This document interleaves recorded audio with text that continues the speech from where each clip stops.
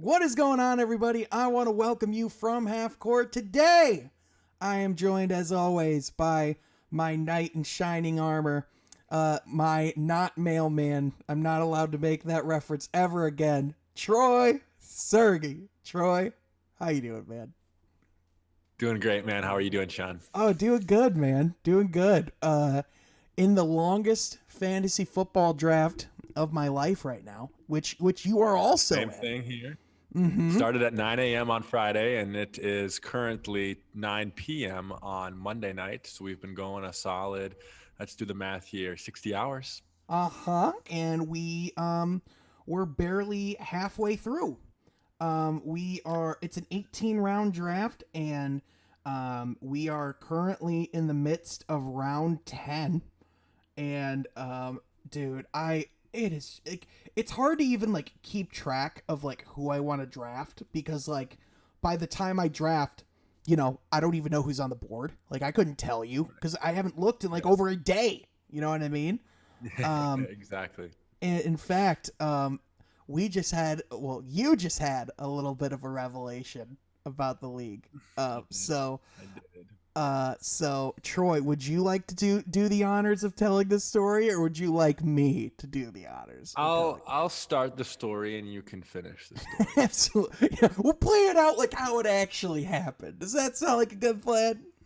Sounds like a plan. So I was Sounds like a very plan. excited. Yes, I was very excited to tell Sean that I had Tom Brady and Aaron Rodgers both on my fantasy team, which I do. Yep. I have Tom Brady on my fantasy football team, and I have Aaron Rodgers. I've drafted both of them. I drafted Tom Brady in the round, then I drafted Aaron Rodgers, I think, in the 5th round. Why is that funny, Sean? Why is that funny?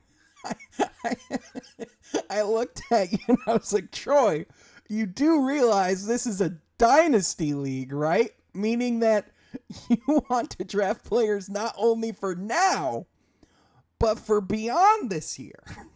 As in, not the two oldest starting quarterbacks in the NFL.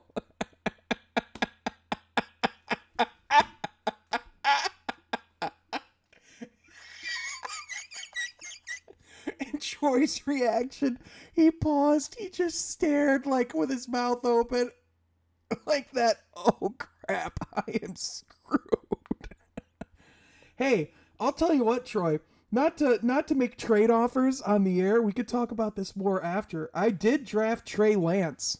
So, if you wanted to trade for Trey Lance, rookie quarterback, we can talk after the pod. Does that sound like a good plan? Sounds like a plan. You want Tom Brady or Aaron Rodgers? We'll talk about that after the pod. Because this is from Half Court, where each and every week Troy and I sit down and we don't talk fantasy football. We talk all things NBA basketball. So, if you like that, be sure to subscribe Reality to this. basketball, right? Reality basketball, the real deal. Exactly. Troy, we got to do a fantasy basketball league, by the way. That'd be fun. But that's a conversation. I don't Hey, think I've ever done that before. So dude, we should do one with the listeners. Like, we should like host like a public league, and like whoever wants to join, come on in. Like, that'd be pretty hype. But anyway, we'll do that. We'll plan that. I'll come up with details and we'll announce something later. But if you like this podcast, be sure to follow me on Twitter at Sean Half Court. Be sure to follow Troy at Troy Sergey44. It is available on each and every podcast service of your heart's desire, as well as being recorded in beautiful 1080p video. It is oh so gorgeous. Troy, it just, seeing our faces, doesn't it add just a different beautiful layer to this podcast? it does. I love looking at my beautiful friend Sean Murphy while I listen to myself speak.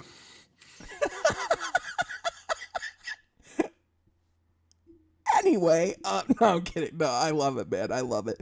Dude, this is kind of the one time of year where there's really nothing going on in basketball.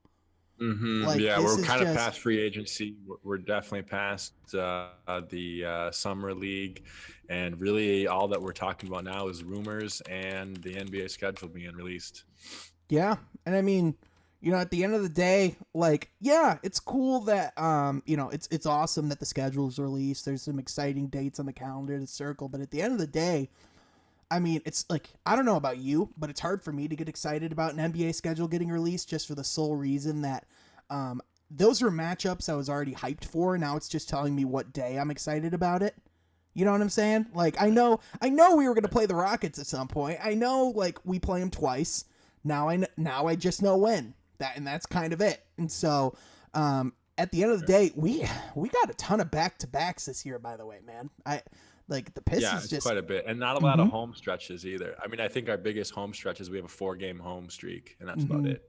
So I found it interesting. Both the Rockets and the Pistons both only one nationally televised game, and it's against each other. Yeah. So sounds like and like people were kind of shocked about that. To me, like, I always kind of saw that as like, to me, rookies were kind of always what highlighted the league pass. So like, to me, it's not anything super surprising, but yeah, I guess you just got to earn it being on national television. I don't know. But yeah, we're, as of right now, when the episode, when the episode comes out, it'll be the 25th of August, and we don't have training camp beginning until September 28th. So, wow, that's a long time of not a lot of basketball. So finals were about a month and a half ago now, and we got about a little over a month to go to get to training camp. So, it's definitely shorter than it was, like what a normal off season is. So I definitely can't complain about that. But at the end of the day, it's just kind of like, man, just nothing going on. But hey, that doesn't mean there isn't stuff to talk about. You know what I mean? So, definitely got a lot to debate and discuss. Absolutely. But Troy, I've also been seeing a lot of memories or like posts from the NBA bubble, because around this time last year was when the bubble was happening. And I saw a year ago yesterday was the Donovan Mitchell Jamal Murray game where they both put up 50 against each other in the playoffs. Yeah, oh my goodness. Yeah. There might not be a player, like, I mean, what okay, not to put you on the spot, Indiana Pacers forward, he was beefing with Jimmy Butler. He absolutely went off. Bogdanovich? No, he has like the cornrows, left-handed shooter. Do you know who I'm talking about at all? I'm losing my mind. Okay, you gotta add Chris Noblet to the chat. Yeah, I guess I gotta search the Indiana Pacers roster. Thaddeus Young. Thaddeus Young, thank you. He was like the one. He was like, him and Jamal Murray were just like both like the goats of the NBA bubble. Well, and Tyler Hero, you know what I mean? Where like these guys like went off. Tyler and, like, Hero is my hero. Yes. Are you a Tyler Hero believer, by the way? Yes. Yeah, I'm more of a Duncan Robinson guy, though. I think Duncan Robinson has a higher floor. I think Tyler Hero has a higher ceiling. Does that make sense? Yeah. Like, at the end of the day, like, if you're to ask me, like, which guy's better right now, it's Duncan Robinson without a question. But, like, I mean, at the end of the day, Tyler Hero is more athletic. He has more capabilities from, like, an offensive standpoint. Like, at the end of the day, Duncan Robinson,'t going to be who he is. He's going to go out. He's going to shoot you the three. He's going to defend pretty solid. And that's kind of about it. You know what I mean?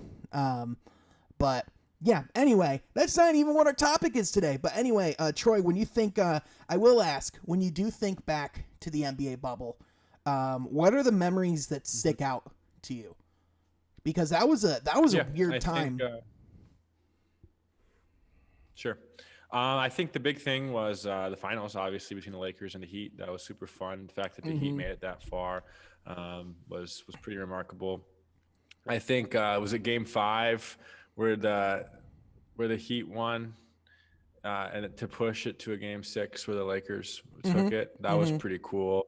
That was a fun. LeBron kind of choked a little bit, but Mm-hmm. that was a fun game, I thought. But I was always rooting for LeBron, and then when he won in Game 6, that was just pretty awesome. But I liked that the Celtics run a little bit too. That was pretty cool to see them in the Eastern Conference Finals again, right Yeah. after their little drought with losing to the Bucks the year before. So the Celtics run was pretty cool. Also, in the regular season, the regular season bubble, Devin Booker's game winner with the Suns on that 6-game winning streak. That was pretty cool, and that Yeah. really, I thought, set them up for the season that this upcoming season. Oh yeah. So the fact that they were even invited to the bubble, I thought was incredible, and the way they performed and how that gave them momentum to start this season was pretty remarkable. So I'd say, yeah, everything I kind of said was the main things that I remember from the bubble. Yeah, absolutely. And I think at the end of the day, like I think the bubble is going to be something that ultimately we're just going to go, oh yeah, that happened.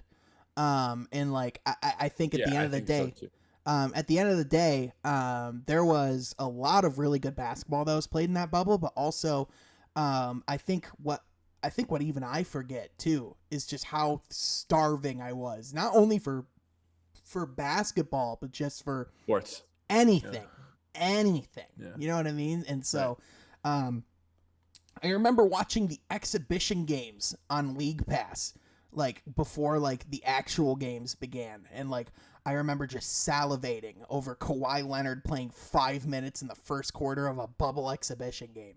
You know, so like, at the end of the day, there was a lot about the bubble that was really taxing, and a Yeah. lot, obviously a lot of social issues and discussions that we're having at the time. But like at the end of the day, too, just man, it absolutely what a marvel of an accomplishment that thing was. And at the end of the day, for the playoffs even to be as good as they were, I think of Damian Lillard, man, the run that he went on in the bubble. I Mhm. remember when he put up 63 points or 61 points in the bubble. He was shooting from the logo. Like he was just Yeah. doing what Damian Lillard did, but like in the bubble, just he was different, just absolutely unforgettable Right. basketball. It was absolutely fun. But Troy, again, that's not what we're here to talk about today. It's just crazy that happened today. We are continuing Yeah. our series, examining teams throughout the league, and today we're going to be talking about. The Chicago Bulls. Here you go, Troy. Very good. Quick on the draw. Heck yeah. Yeah, we're gonna be talking about the Chicago Bulls. They come in after a very interesting season, hiring a new president of basketball operations and heading in a completely different direction as a franchise. Going from drafting Patrick Williams in the top four of the draft to now having a big three or big four of their own. That's going to be Big three. a big three, big four. Like I don't know. Like they got Vucevic, they Who's your got fourth? Lonzo Ball. He's my third. Wait, who are you leaving out? Okay, let's run I through the don't list. know. Yeah, let's run through the list. Okay, so we got all right. Let's start right there. This past off season, they acquire Lonzo Ball, DeMar DeRozan, Right. Nick, and then Right. in the trade deadline they get Nikola Vucevic, right? Right. There's my big three. Where's our Okay, fourth? Zach LaVine. Okay. Yeah. I think he's kind of deserves that spot. I call that a big four. Yep. Yep. I forgot about Levine because I was thinking more of your big three, bringing in your Kevin Garnett and Paul Pierce back in 2007, and I'm thinking of the veteran Paul Pierce. Right? Oh, Yeah, okay, you bring in Ray Allen and Garnett, and you got Pierce. But I guess you bring in Ball, Vucevic, and DeRozan, and then you got your veteran Levine right there. So yeah, big four. I call it a big four, Sean. It's a big thank you four. thank you for giving me credit for that, Troy. I appreciate that. Oh my gosh, it's hilarious. But yeah, they obviously they to me going into this past season, I think they were a franchise that just really kind of lacked direction. Um, Big time. and Big time. I think if there's like anything that stands out to me, I think that's just kind of prominent. So just kind of looking at like what they've done. So first of all, they brought in our truest carnus of us from the Denver Nuggets to be the president of basketball operations. And his first move was firing Jim Boylan, which pretty good move. Probably had to happen. Oh yeah, Jim Boylan. When I think of probably the biggest disasters of coaching candidates in the NBA over the past 10 years, I think of John Beilein and I think of Jim Boylan. I mean, John Beilein literally didn't even last an entire season. Crazy. Called players thugs, claiming that he meant slugs.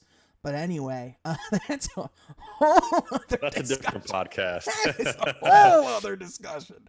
But they bring in Billy Donovan. They select Patrick Williams, the 4th pick, which at the time I thought was a reach. But Patrick Williams is good, man.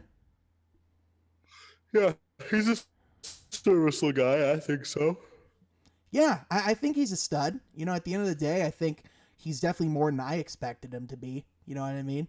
And then they go out, and during the season, they are playing better than expected, and they decide, you know what, we're gonna chase the play-in game. We're gonna chase the playoffs, and so they trade Wendell Carter Jr., and Otto Porter, and a 2021 first-round pick, which ended up being Franz Wagner, and also a 2023 first-round pick to the Magic for Al-Farouq Aminu, which, I mean, not really the big part of that trade. I would say the big part of that trade was Nikola Vucevic, in what was without a doubt the weirdest and most surprising trade of the deadline last year, and it's not even close.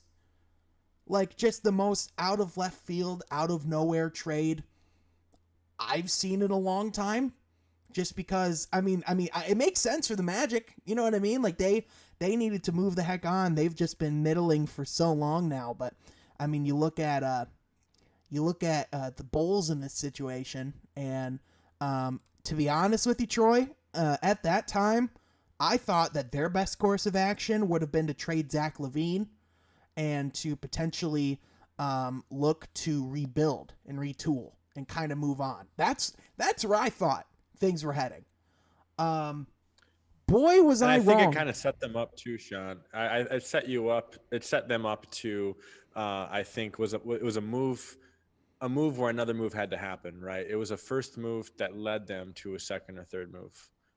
You know what I mean? Yeah. At the time, it thought of, whoa, who's everyone doing here? Like, what's going on? But in reality, it just led them to get to this point in the summer where they're making, moves for DeRozan and Ball. So yeah, exactly. And I think, to me, I thought the only move that the Bulls are going to make this offseason, I thought, all right, they're going to sign Lonzo Ball. And to me, that was kind of like the worst kept secret in the league for a while. You know what I mean? But then, and then they go out and they get DeMar DeRozan. And so now this roster's in a situation where they're kind of expected, like, okay, it's time for them to compete. But are they in a conference where they're going to be able to compete? You know, like what were your thoughts about this Bulls team when all this was going down? Yeah, and it goes back to something we've talked about again and again on our podcast of how deep the league is, right? How deep both conferences is with talent, with players. So really a move like we just talked about, a big four, right? A big four with all-star level potential players. But you got a team with LA and Brooklyn and other teams too, where you got Hall of Famers, multiple Hall of Famers on your team. So it's one of those situations where the league is getting so good and so competitive, and there's just so much more stars, Sean, that it's cool that the Bulls put this team together. But yeah, I see a 7th seed ceiling. Yeah, at least for this season. Yeah, absolutely. I think when I Maybe a 6. I don't know. yeah, Yeah. yeah. And it's tough because like, to your point, like there's so many teams in this league that that are just really good, but like, with a team like this, like, I full stop at just their conference. You know what I mean? Like let's just run up and down. Are they better than Philly today? No. I wish, Um, but no. yeah. Are they better than Brooklyn? No. No. Are they better than Milwaukee? No. No. Are they better than the Knicks? Maybe. But probably not. I mean, I would say as of right now, like on paper, yes, but Tom Thibodeau did some special stuff with that team last year, man. So I can't say that He did. definitively. Are they better than the Hawks right now? I don't know. I don't think so. Yeah, at the end of the day, I think Trae Young's better than Zach LaVine, and at the end of the day, that's where I Oh stop. my gosh, yeah. Yeah, are they better than the Miami Heat? No. Are And they I better? think he's only getting better too. Expect a better Trae Young season. Mm-hmm. Yeah, 100%. Especially after being nixed off the Team USA roster.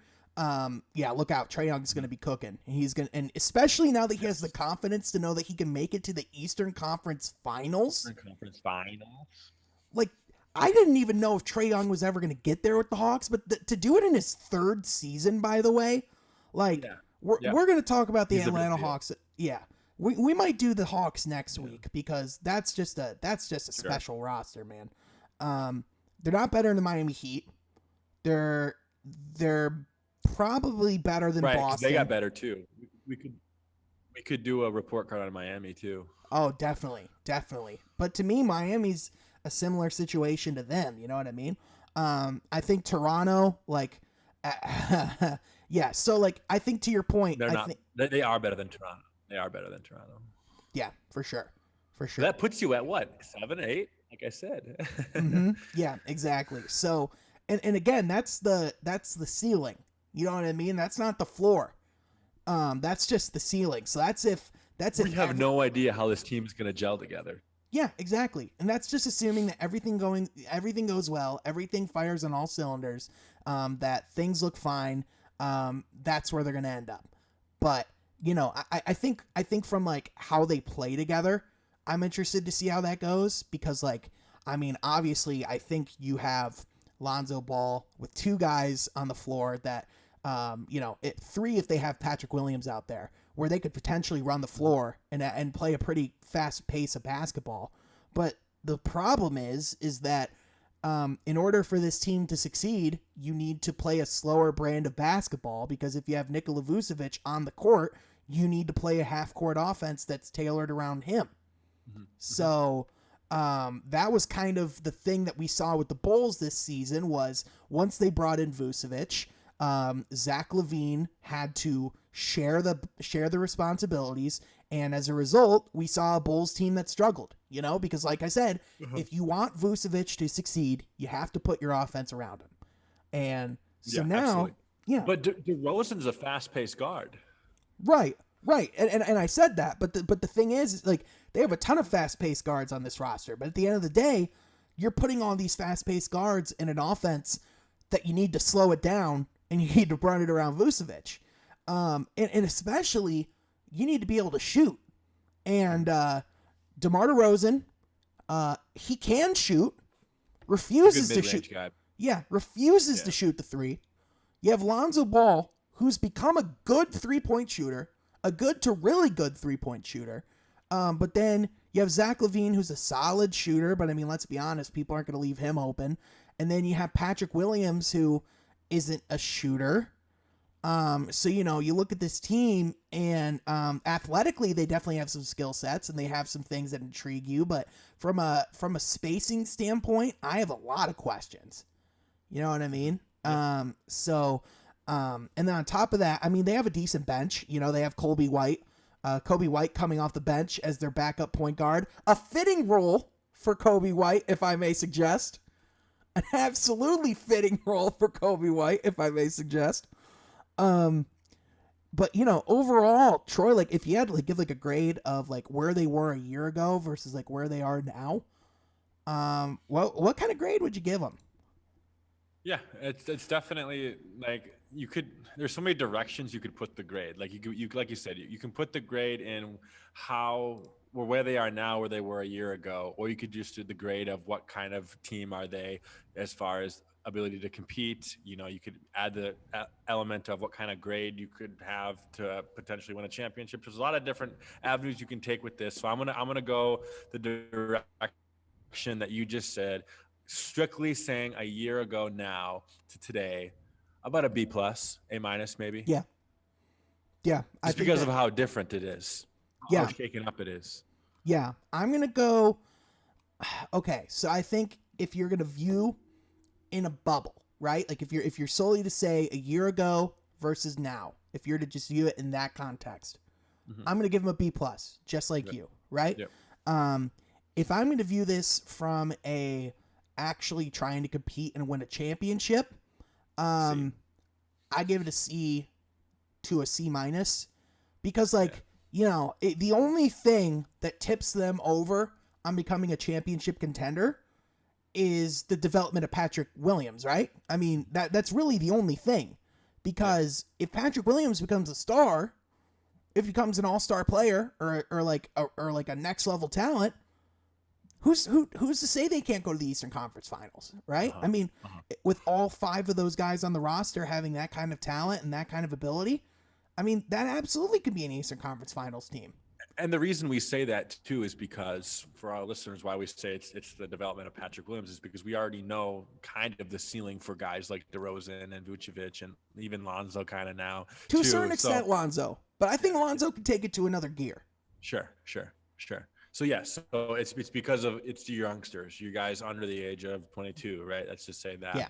it's your development of them that gets you to the place that is competing for a championship. Yeah. Which, by the way, I don't even know if I like that they did this for Patrick Williams. You know what I mean? Like, I think this puts him in a really awkward Mhm. situation because, A little pressure too, yeah. yeah, because like even though like in one sense it doesn't put the pressure on him that he has to be the franchise guy.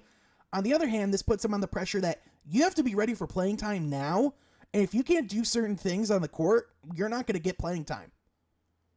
And when you have a Mhm. top 4 Mhm. draft pick, like that's a guy that you want to be in your franchise long term.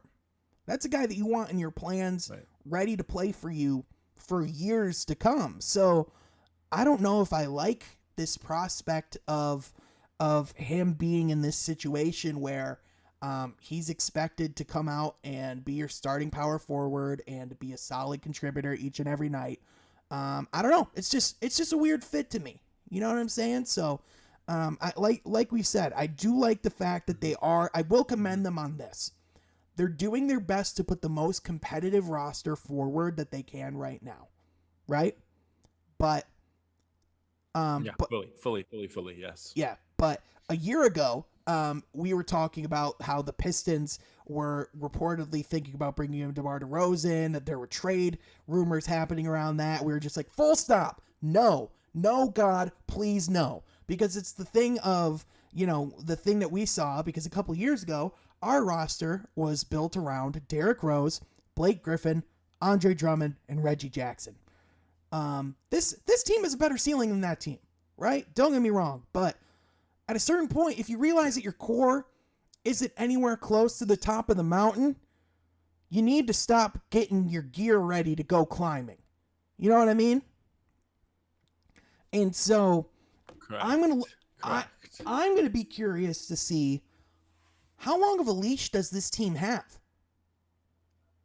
Like how long does this team I have? can't see anything longer than 2 to 3 years. Yeah, because like if this team comes out and like they're a complete dud this year, I don't see an enthusiasm to run it back. Mm-hmm. Mm-hmm. Right. Right. This is a win now move on a team that's not ready to win now. And so Yeah, it's all right. Yeah, you hit the nail in the coffin, Sean. Yes. it's just to me it's just it just boggles my mind in a way because I really do want them to succeed and I really do hope that it works out, but at the end of the day man, just especially too, Billy Donovan, even like the hiring of him at the beginning, to me that screamed a rebuild as well, right? Like a younger guy, college type coach to come in. I mean, granted, he left Oklahoma City because he wasn't looking to rebuild, and then he went to Chicago, which was in a situation where they were exactly looking to contend. I guess it's a win now move now. I guess so. But I just, they might not even be like, they might be the third best team in their division. And like, that's kind of about it, because we got the Bucks, we got the Bulls, we got the Pacers, we got the Pistons, we got the Cavaliers. The Pacers, they might be the second best team in that division. They might not. And we didn't even include them in the list of, are they better than Brooklyn, better than Milwaukee? We didn't even ask, are they better than Indiana? Yeah, I mean, Indiana's kind of a weird case because, like, I just have no clue where to expect them going into this season. I mean, they got Sabonis, they have, they have Malcolm Brogdon, and the two Holiday brothers you don't want. And then, like, that's kind of about it. You know what I mean? That's just a weird... Yeah, I still see Chicago probably ahead of them. Yeah, so they're the second best team in their division. Probably the sixth or seventh best team in their conference. Maybe better than Boston. Maybe. If they were to play in a 7-game series, I think I'd still take Boston.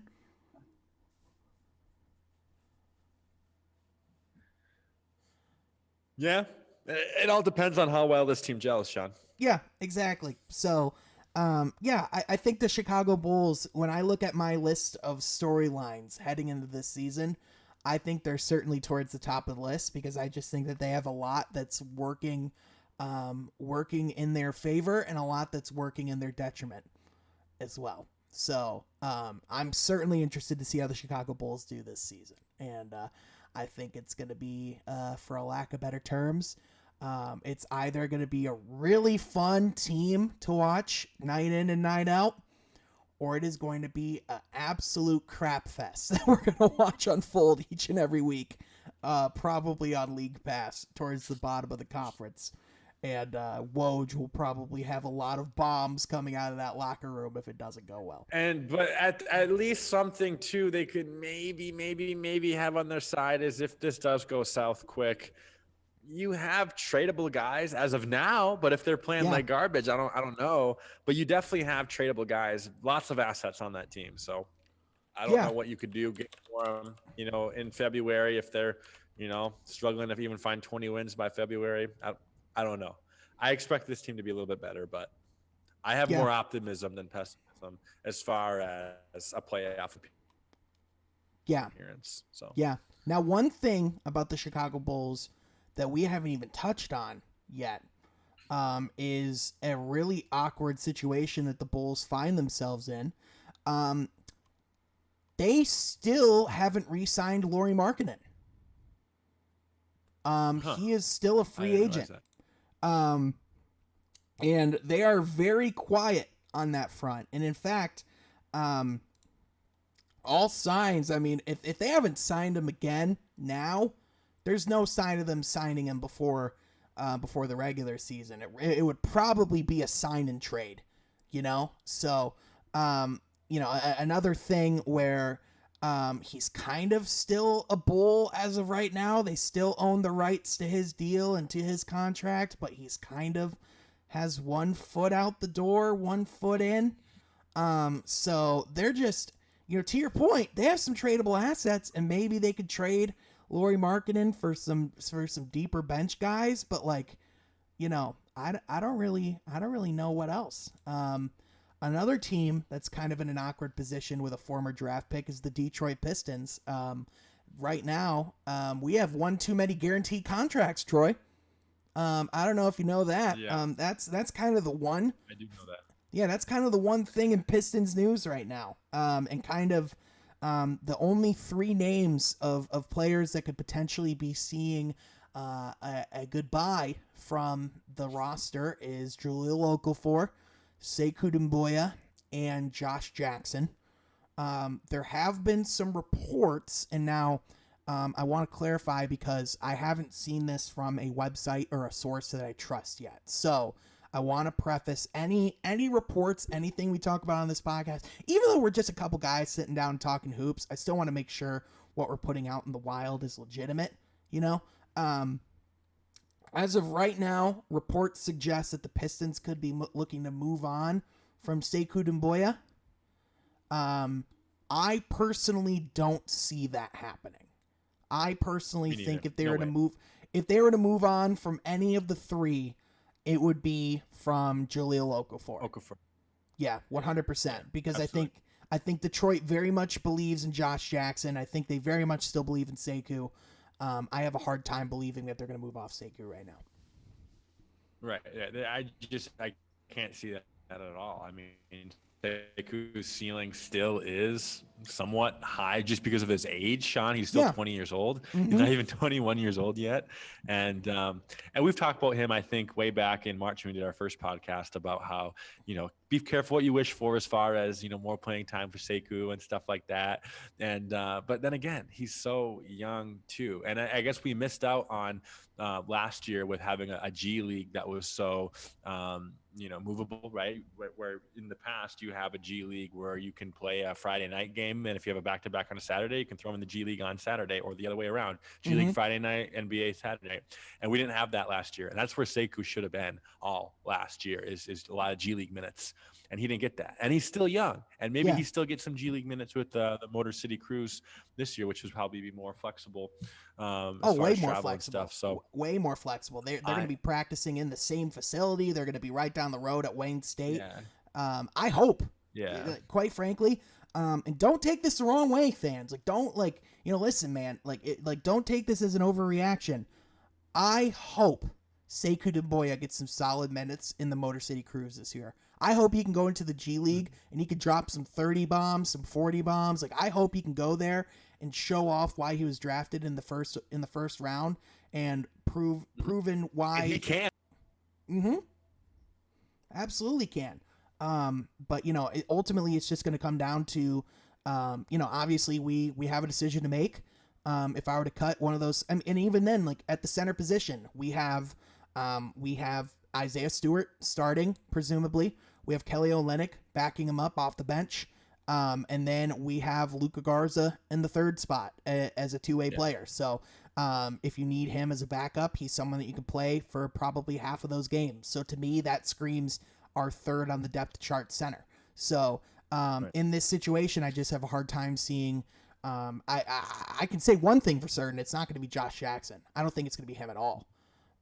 So I think he's someone that could potentially still start a solid portion of the season with injuries and minutes and things like that. I think he's a solid player. So,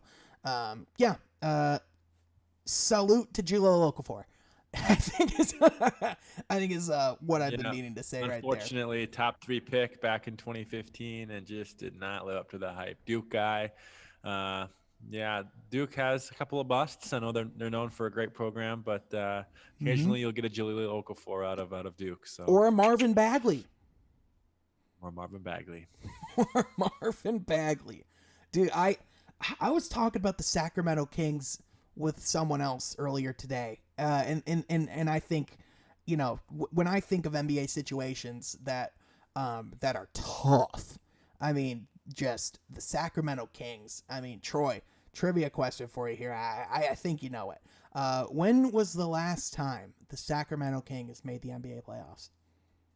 2002. Not quite that far. 2005. Yeah. No. It's not Troy. Pizza bet it's 2005. Deal? Pizza bet it's 2002. Deal. All right, deal. Okay. When is the last time the Kings made the playoffs? The answer is we both lost because they made it in 2006. But no. If we were to play it Price is Right rules, I would win. But hey, you know what, Okay. Troy? So how about a Little Caesars pizza? Because that counts as half, right? Yeah, 100%, 100%, 100%. Hey, I will take an extra most bestest for this extra great bestest. Okay, I'm sorry for that pun. I'm never gonna make that again. But anyway, the Sacramento Kings is another team we're gonna have to talk about in the next couple weeks. But man, what a Yeah. talking about weird NBA situations. That is one right there. Okay, Troy, how about this? As I'm on this topic right now in my head, if there were 3 teams in the NBA that you would want to be in their shoes the least, so like the 3 teams in the NBA that you think have the worst situation right now in the league, who comes to mind? Yeah. Who would it be? Yeah.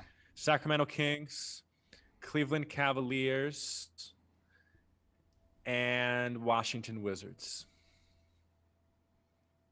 Yeah.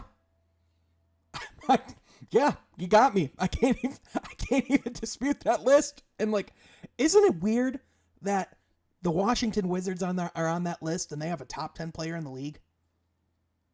Scratch that. Scratch that. Scratch that. Is he a top 10 player in the league? Is Bradley Beal top 10? Maybe? On a good day? Scratch that. How about this? A month and a half ago, if we did the same thing of your top 3 situations you would not want to be in, guess who would still have been on my list a month and a half ago with Russell Westbrook is probably still the Washington Wizards. Yeah. And they had 2 top 10 players in the league, right? No, he's a top 15 player. Yeah, I'd call Russ at this stage in his career a top 25 player. Yes, but no, it's just so hard, Sean. Because is he a top 10? Is he a top 10 player? Oh no, not top 10. I'm saying maybe top 15 for Russ. Top 15, maybe. Yeah. I mean, but here's my one argument to that. He made it to the play-in barely in the East.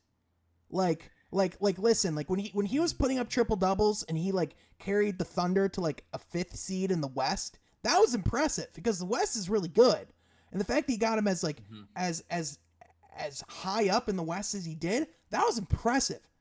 He had to scratch and claw to get the Wizards to the 10th seed. And like granted, towards the end of the season, he was playing a lot better. The beginning of the season, those man's numbers were abhorrently bad. Like terrible. Yeah. I just know he's done things in the league is triple-double wise that we haven't seen before. So Yeah, that's 100%. why I think it's hard for him not to be in my top 15. But I get your argument, Sean, and I'm almost 100% with you. I'm like 98% with you. And the last argument I would make, yes, absolutely. He has done things that are different. But we're not talking about the past, Troy. We're talking about right now. Right now, okay. Yeah. Right now, is he a top 25 player in the league? I'd say yeah. Is he a top 15 player in the league? I don't know. I mean, it's just tough. But Bradley Beal ain't top 10. I will say that much. I don't think he's top 10. Correct. Yeah, Correct. Wizards. Same page there. Yeah, and you know, it's like one of those things where to me, like, I said this to you on draft night, the Wizards and Bradley Beal are meant for each other because neither of them know what they want. Neither of them. Because the Wizards, on one hand, they're like, we want to compete, but also here's Russell Westbrook, and we're still going to try to compete, but we're going to trade him and bring in Montrezl Harrell and Kyle Kuzma and all these guys to do nothing around you, Bradley Beal. You're our corner piece. You're our cornerstone. And Bradley Beal's like, I hate everything you're doing, but also I'm a Wizard for life. So y'all are meant for each other, man. Truly. Yeah, it's one of those things. But like, yeah, I mean, what if you throw Bradley Beal right now, on like, let's say Atlanta. Oh yeah. I love that. Atlanta with Trae Young on an Eastern Conference Finals team. Yeah, that's fun. But here's the other thing. Yeah. Here's the other thing. I still don't think they get past the Eastern Conference Finals. Like, like, Same here. Me here's too. the thing. Bradley Beal might be the best player in the league that moves the needle the least for any team. He is the Uh-huh. best player Uh-huh. on the league to literally have zero impact on your team's overall performance in the season.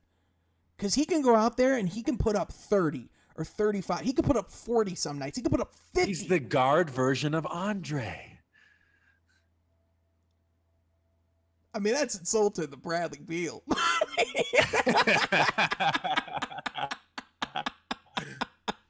Oh my gosh. Hey, Andre Drummond went from competing against Joel Embiid to his backup center. You know what I mean? At least Bradley Beal's like, he's not going to Yes, back anybody up. You know what I mean? But yeah. that's like we could make some kind of reference with like a guy going for a girl and then he ends up being a groomsman for the girl's wedding for another guy, something like that.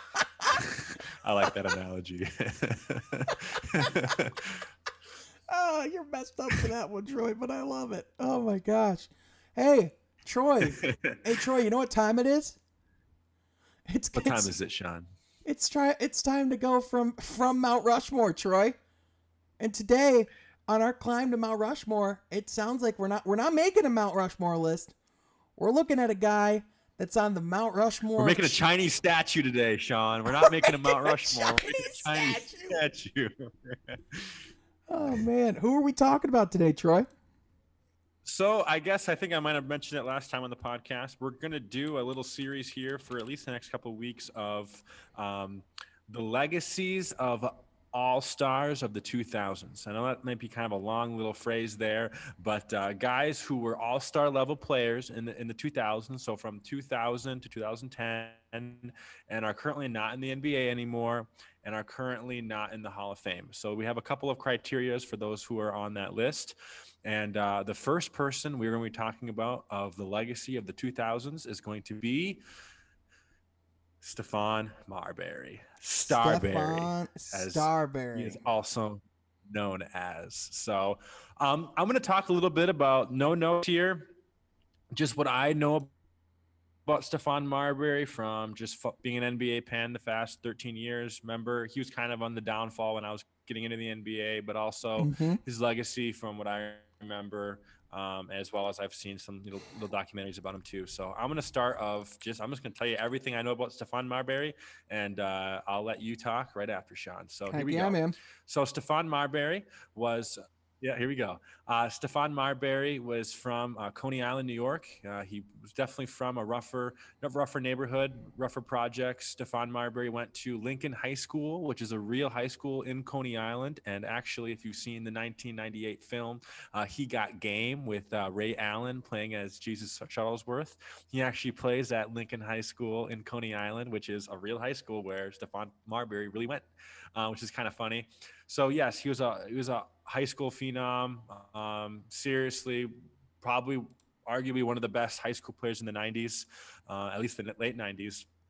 For sure, recruited by almost any and every college in the country. But what was interesting about his choice when it came to decide where he wanted to go to college was he picked Georgia Tech by any means. It's not a Duke, it's not a Kentucky, it's not a UCLA, right? It's Georgia Tech. And his reason for that was the fact that his coach, I'm not sure the coach's name, but he very much recruited Stefan from high school, went to Coney Island, had dinner at the parents' house, made Stefan feel very safe. So for a kid like that, growing up in that kind of neighborhood, Georgia Tech, a coach that was able to do that and made his family comfortable just as much as him comfortable meant a lot to Stefan. So I think he played 2 or 3 years at Georgia Tech, and he was in the 1996 NBA draft, which is known as the first or second, but mostly first best draft class of all time, because you saw Allen Iverson at number 1, you saw Kobe Bryant at 13. Now you saw Steve Nash at that draft, and you saw Ray Allen, and of course you saw Stefan Marbury. Now I don't know the order. I'm pretty sure. Go ahead, Sean. I was just going to ask: is the 2003 draft class better? I don't think so. Ooh, okay. Interesting. Yeah, All right, I keep don't going. think so. I'm sorry. I just wanted your take on that. Yeah. So yeah, I'm gonna have to Google this really quick because I'm just I'm so invested into this segment right now. I know I said no notes, but I just want to see the order real quick of who got drafted first because I know a major trade happened in the first five picks. That's very important to what I have to say about Stefan. Yeah, I think I got it here So for you, Troy. yes, no, I got it too. I got it too. I got it too. I got it too. So Stefan went number 4 to the Milwaukee Bucks. Hmm. And number 5 was his kind of rival all throughout his career, even in college and NBA, and who the movie kind of is after. The movie's kind of about Stefan Marbury, but Ray Allen plays the character. And then number 5 went to Minnesota and Ray Allen. Now, this was a little bit different than Woj era, right? And we call it Woj era now in the draft, where you trade, you know about that 2 or 3 minutes beforehand. You did not know about a trade 2 minutes beforehand. You learned about it 15, 20 minutes, 25 minutes after the trade happened. Hmm. So Stefan Marbury got drafted by the Milwaukee Bucks at 4, and then Ray Allen to the Minnesota Timberwolves at 5, and they traded for each other. Very similarly to the Luka Doncic, Trae Young trade we saw back in 2018, I believe. Hmm. Yep. Almost identical. Very similar players being traded for each other. But like I said, it was a lot different than then because we had a half an hour go by, and we saw that happen. So I think David Stern had the two. This is like pick 12 or 13 happening, and David Stern actually asked Ray and Stefan to come back on stage so they could exchange hats because they got traded. So that was a big deal. So Stefan is now no longer a Milwaukee Bucks for the past half an hour, but now he's a Minnesota Timberwolf, and he goes to be paired up with another Hall of Famer, Kevin Garnett. And Stefan Marbury has a great little playoff run with Kevin Garnett. But there was some beef going on in the locker room. There was, they're very two kind of revolutionary players. And I think Stefan, with the culture of Coney Island, was a lot different. Just poverty. And I think Kevin Garnett, from Chicago area, drafted right out of high school. I think he kind of had a little more of a wealthier upbringing, and his parents, of course, moved to Minnesota to be closer to his family, and he's all alone in the cold weather of Minnesota. And I think he requested a trade, and he requested a trade to not only be just traded, but he wanted to go somewhere near to New York. And I believe he got traded to the New Jersey Nets. Yep. And he played for the Nets for a couple of seasons. And then out of the blue, he really liked New Jersey. It was kind of before their finals run, and they made a trade. They traded Stefan Marbury to the Phoenix Suns for Jason Kidd. Hmm. And poor Stefan goes to Phoenix. But what's tragic about that for him and his career and his confidence is that Jason Kidd goes to New Jersey and brings him to the NBA Finals, right? First couple of years that he's there. So Jason Kidd goes to the NBA Finals. Of course, they got swept by the Lakers. But Jason Kidd turns New Jersey into a team. But I guess from what I understand is they didn't tell Stefan that they were going to trade him. So he kind of went to Phoenix not really knowing anything. And then he played a couple years there. I think he made an all-star game that year. So that was big for Stefan's career. And I believe he got traded then to New York, and that's where he is kind Hmm. of most remembered as an NBA player. And he started a clothing brand called Starbury. Of course, his last name Marbury, but adding the S, Stefan Starbury, it makes sense. It's a great brand. And the Uh-huh. big thing that this brand tried to do was make shoes, jerseys, clothing for very cheap. So I mean, you could have a pair of Starbury shoes, very, very nice basketball shoes for maybe $14, Right. right? Versus paying your $150, $200 for Jordan. And for him, well, growing up in very poverty, Coney Island, New York, that was huge for him and for his legacy that he wanted to leave. Was he wanted to have a clothing brand that all kids of all ages could afford, and that's what he did. And very respectable clothing line, Starbury. And he played some great season for the Knicks. But what's too bad about that is, of course, Larry Brown, who was the coach of the Pistons for 2 years, brought them to the NBA Finals twice, one winning it, one losing it. The Pistons departed from Larry Brown and hired Flip Saunders. So now got Isaiah Thomas as their GM, Pistons legend, and they brought in Stefan Marbury, another point guard who had very much All-Star Hall of Fame potential. And they hired, and what happened was a little bit beforehand, that summer of, I believe, 2004 Olympics, and that was the first time, or the last time, and the first time even leading up to that point where the USA did not get gold. They got silver that year, and Larry Brown was the coach, and Stefan Marbury was the starting point guard of that Olympic US team, and Stefan got a lot of heat. Larry Brown got a lot of heat because he was coaching that after going to 2 NBA finals and then losing the Olympic team.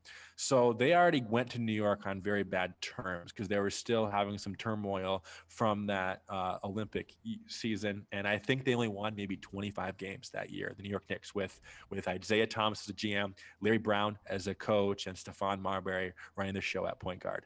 Right. So that really put a dent in his legacy of losing the Olympics and then having a Hall of Fame coach and not even winning 30 games, winning only 25 games. So Yeah. that was a disaster, and he kind of fell off the grid a little bit after that. Of course, I think Larry Brown left after that year, and a lot of chaos. And something Stephen A. Smith has said one time was that Stefan Marbury never had anyone in the media, a media outlet. Like, he kind of just spoke whatever he wanted. And he had a lot of criticism, especially in the early 2000s with that. That was very unorthodox, if you would say. So he didn't have a media outlet where he could have information or could help him maneuver his way. So he was kind of seen as kind of a big mouth, kind of, of course, with his, inner city, upbringing, kind of more of a ghetto kind of guy. And that kind of made a stump or between that Olympic loss, that New York Knicks season, his anger at the media all the time. It really had a scar on Stefan Marbury's legacy. He played some garbage minutes after a couple seasons after that with the Boston Celtics. And then he found himself just like that out of the league. And that's where everything changed for Stefan, because he had a offer to play professional basketball in China. And this is a kid from Coney Island, New York, doesn't really know anything about overseas culture, let alone, Eastern culture, Chinese culture, which is a lot different than what we know here in America in the West. And just says, screw it. I'm going to go. I don't know anything about China. I don't know anyone here. I just want to get the heck out of the NBA and start over. Really, just start over from all the bad scars that he had from the media and the league and losing and stuff like that. So he started his career in China. Actually, Sean, we talked about a museum now dedicated. I'm sorry, a statue dedicated to Stefan Marbury, but there's actually a Stefan Marbury museum in China because he had that big of a legacy in China that he has a museum and a statue to his name. And this is an African American kid from Coney Island, New York, and he has that big of a legacy in China, a place that he had never Crazy. been to, didn't know any culture 10 years earlier. He won a couple of championships from the CBA. Just absolutely, they adore Stefan Marbury. He is the most biggest famous basketball figure in China, next to Yao Ming, and I guess you could say maybe Jimmer Fredette now. But I think Stefan Marbury is bigger than Jimmer Fredette right now, and I would say the second most popular figure in the country of China, which, by the way, has more NBA fans than we do here in the United States. Yeah. So, yes, Stefan Marbury's legacy, I would say, very much tainted by that 2006 season with the Knicks and that Olympic loss and his beef with the media, his beef with Larry Brown. But at the end of the day, a guy who just maybe came in at the wrong time, the wrong Yeah. era, with social media rising. I know he did a 24-hour not podcast because this is 2009, but it's a 24-hour like recording where fans could type in and ask him questions, and he ate Vaseline during this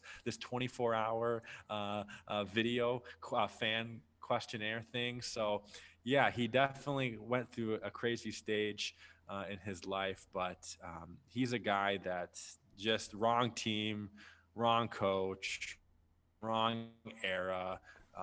The rise of social media in the game was not good to him. Yeah, I don't know, Sean. I love Stefan Marbury. I am here for Stefan Marbury, Nash, a Dirk Nowitzki, a maybe even a Damian Lillard when his career is over. You know, it's just not going to be that high, but it's definitely an all-star level guy who we deserve to have talked about today on the podcast. Yeah. I mean, just talk about a weird career, right? Just from an NBA standpoint. I think he was just one of those guys that had such like a he had like an endless amount of talent that was apparent and like just the flashiness of his game, his ability to score, just the highlight plays that he would generate. But I mean, ultimately, kind of to your point, just was never quite that guy when it came to the NBA game. You know what I mean? Like you bring up Steve Nash, you bring up Jason Kidd, you bring up on the Timberwolves, faced with playing with Kevin Garnett, which, to me, a big what if that team ultimately stuck together? What if Kevin Garnett and Stefan Marbury ultimately, developed together, right? This is just like a situation and a player where, to your point, Larry Brown, even though Larry Brown was great, and he all-time great NBA coach, Hall of Fame basketball coach, great basketball mind, was known to clash heads with the stars, right? I mean, it's no secret what happened between him and Allen Iverson, and obviously, like you said, him and Stefan Marbury was definitely something that was not quite a great fit between those two. Then he goes and he goes from the Knicks situation to his final season in Boston, and then after that he's out of the league. Normally when a player goes to China, it's kind of a joke, you know what I mean? Like we've said it in the context of Kobe White playing in China, like the Shanghai Sharks is always like a meme that's coming out now. But I mean, to your point, to not only go to China and thrive, but become a basketball god in China. Yes. To totally revitalize his career, play for the Ducks for all those years, and it ends his career with the Fly Dragons. Ultimately, at the end of the day, Stefan Marbury might not be a Hall of Famer based off of his NBA career, but if his China career was included in that, I think you would certainly have to have a discussion for the Hall of Fame for Stefan Marbury. And but even then, maybe 25 years down the road, 30 years down the road, he could be, because it's the Basketball Hall of Fame. It's not the NBA Hall of Fame. It's the basketball. And who knows? And who knows? Not 30 years down. Like who knows? Maybe like 5-10 years down the road. Who knows? After a few different tries. Like there's you truly never know. And I think when I think of Stefan Marbury, to your point, I think of his Knicks years. I think of when he was the star of that Knicks team and him playing in the Garden. But a lot of people forget about his time on the Nets or his time in Phoenix or even his time in Minnesota. Like there's just a lot about his NBA career that was overlooked. And to your point, a lot of it was because he probably played with the deepest collection of point guards ever. From an overall talent standpoint. I mean, that was when Steve Nash was beginning to rule the league. That was when Jason Kidd was bringing the Nets to the finals and was just a floor general on the court. It's not that Stefan Marbury was bad. It's just that the guys that he was coming into the league alongside of were just so good. You know what I mean? And I think his ceiling was certainly along the Allen Iversons, and it was certainly along the Steve Nashes and the Jason Kidds. But I think when you look at the NBA game and how players develop and how they thrive, sometimes it just takes the fit. You know what I mean? Like Julius Randle really coming out of his shell and ultimately thriving in a Tom Thibodeau system in New York because they gave him the chance. They believed in him. You know what I mean? Right, Whereas, right. Kyle Kuzma, he was a guy that they really depended on him heavily in the beginning of his time in the Lakers. Now he's a laughing stock and was involved in every trade that you could imagine, So ultimately, a lot of these guys, like I think Stefan Marbury is like an interesting case study in how truly important it is to find a good culture and a fit that they believe in you.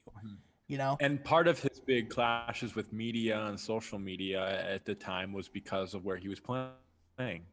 New York, right? Can you imagine? I mean, anyone who knows sports, not just basketball, but sports, knows that the two toughest places to play as far as media is Los Angeles and New York, Yep. because they demand winning, they demand the culture, the media. Like it's nowhere close to a Milwaukee or a Detroit or Yeah. even a Chicago, right? It's the whole new level.